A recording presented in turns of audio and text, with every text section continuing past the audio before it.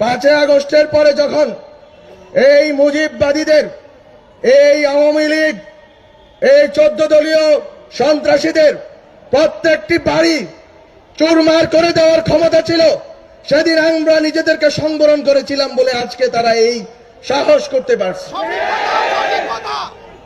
আমরা ক্ষমা করে যদি ভুল করে থাকি তাহলে আমরা প্রতিজ্ঞা নিব যে আমরা আর ক্ষমা করব না।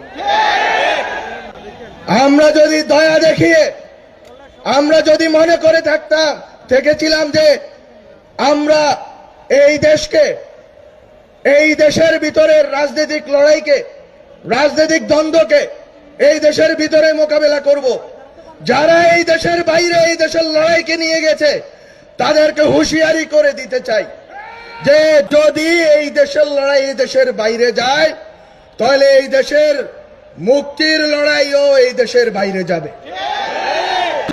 খুবই খুবই সংকটময় পরিস্থিতি সামনে, আমাদের গায়ে হাত দেওয়া যাবে না। আমরা কিন্তু একটা লাশ পড়লে আমরা কিন্তু লাশ নেব, কত সুশীলতা করে লাভ নেই, কারণ অনেক হয়েছে, অনেক ধৈর্য হয়েছে।